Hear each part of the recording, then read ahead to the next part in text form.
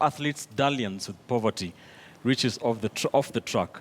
Vincent Achuka's story here, implying that a lot of Kenyan athletes race from rags to riches and back from riches to rags. So how does this happen? Dismas, what is your take on this, and what is the solution? Because we see a lot of, athletes, and of course the North Rift produces some of the best long and middle distance runners. How do they go? They make a lot of money when they are at their prime, and then we find them, engrossed in poverty later on. How can they? I like that you're saying that they get engrossed in poverty. But this issue is not just limited to Kenya. It's a global phenomenon that these people with very unique talents, at the peak of their career, they make a fortune.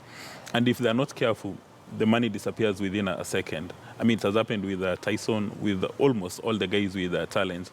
And the solution is very clear, that when you start making money by running or rugby, whatever talent you have, you need to look for professional advisors. Do not spend all your money, with your, being a village king or a hero, buying everybody a drink every single evening, and hoping now that you've arrived.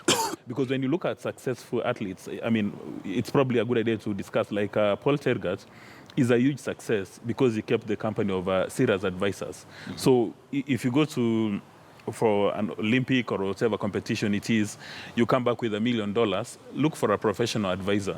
Look for somebody who can assist you invest in the stock market and have your money safe and secure someplace.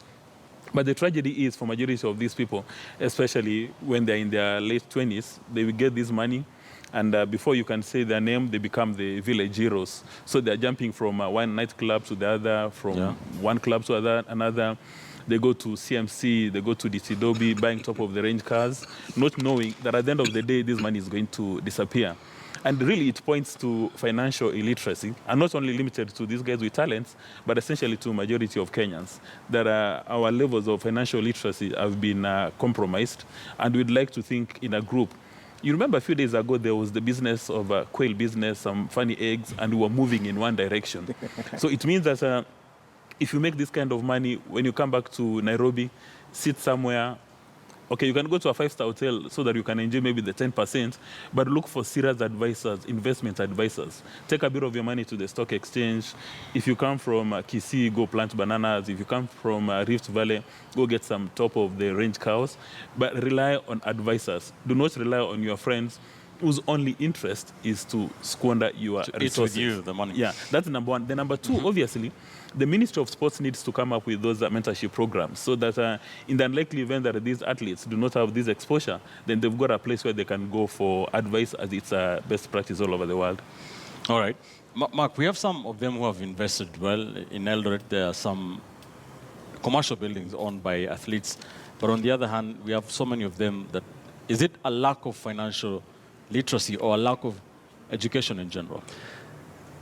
What I'm about to say is quite a sensitive thing, but if you look at the world of athletics, entertainment, and things like that, you will notice there's a weird gap between the white entertainers, white athletes, white sports people versus the blacks.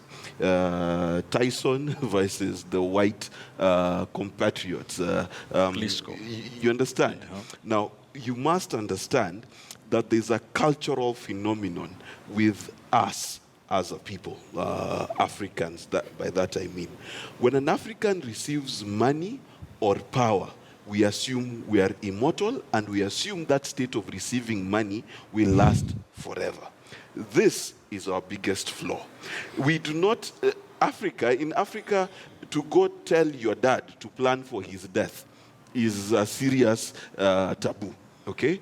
And because we do not plan for the future, for whatever reason, I'm not sure why, you find that a lot of athletes, musicians, Nelly the other day was broke, have problems because they assume that a temporal success is permanent. What is the solution? The solution has to be found in the life of one Shaquille O'Neal. When Shaquille O'Neal got his first million shillings, you know, he was drafted right out of high school. He was not drafted after college. His first $1 million was spent in a month. And when he called his agent to ask for more money, his agent told him, listen, you're going to be broke like everyone else unless you get an education. Today, Shaquille O'Neal has a PhD and is a billionaire. Okay? This is the key difference, that we have to get to a point where we as a people, in fact, it's not just athletes. Look at many civil servants after retirement. Right. They die 3 years after retirement because there is no planning beyond the temporal amount of money you're getting. So it's not an athlete problem. It is an Africa-wide problem, and I can say this with finality because I've worked in almost 20 African countries. The reality of the matter is our culture does not espouse the fact of our mortality. It does not espouse the fact of the temporal nature of success as it comes. So we need to have that kind of succession planning. Hesbon, you have taught in the North Rift. What is your take on this issue? I've taught in the North Rift. I'm a teacher, and right now I'd like to say that I'm a researcher. And I'm glad. I have 2 students in my class who are doing a research on the same topic.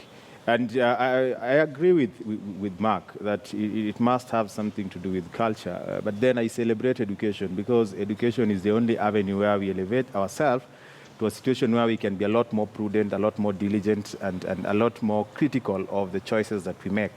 And I think the biggest problem is not these athletes or their culture. I think the biggest undoing for most of these athletes are the entertainment artists that we have, and even generally people who make a lot of money and end up dying poor, is our education system. That we have an education system that spurs you into just one particular line of thinking. And when you realize that you have a talent, then the education system encourages you to drop every other thing.